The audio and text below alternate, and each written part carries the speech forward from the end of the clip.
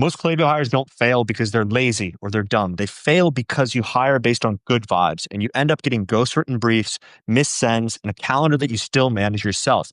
In this video, I'm going to talk about why most Klaviyo hires fail and how to avoid that. Now, the first reason that most Klaviyo hires fail is because the resume does not equal results. Anybody can claim that they're a Klaviyo expert or a master email marketer on LinkedIn or on their resume, but you're not asking them what flows they built, what results did they actually drive. And if you're not looking for the percent of the average order value lift or the CTR or anything like that, the problem is you're going to hire someone just based on what they've said about themselves. You need to do the research on your interviews and in your sourcing and in your test tasks to understand if the person's actually a Klaviyo expert or if they're just saying that on their resume. The second reason that Klaviyo hires fail is because the people are task takers and they're not retention strategists. Anybody can follow an SOP. Anybody can follow your instructions. Anybody can be handheld by you to get a desired result. But what you want is someone who thinks independently, someone who actually owns the strategy, and then you're very, very hands-off in their day-to-day management. When you're running the interview process or filtering process for a Klaviyo hire, you need to be looking for someone who thinks in lifecycle strategy, segments, and revenue. Ask questions such as, how would you improve the post-purchase retention for a skincare brand? Strong answers are going to show that they understand the timing, the value ladders, the LTV of the clients. Weak ones are going to say, hey, I'm going to send a series of thank you emails.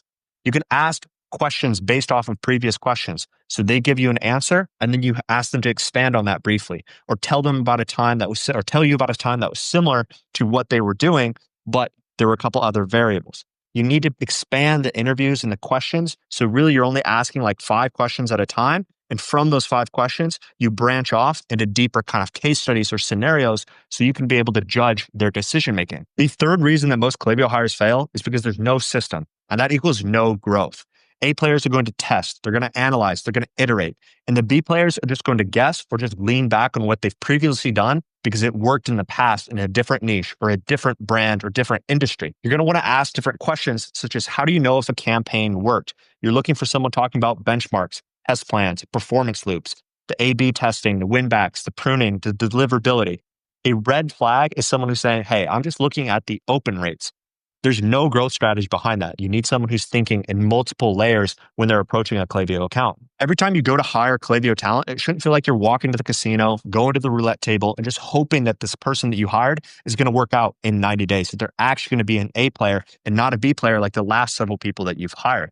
At Zabota, we've placed Klaviyo operators inside 7- and 8-figure agencies for $2 to $4K a month with no payroll markups and no fluff. So if you want someone who's ready to own the flows, own the client communication, and own the revenue that's generated for your clients or for your e-commerce brand, go to Zabota.io and you'll get a short list of candidates within 10 to 14 days.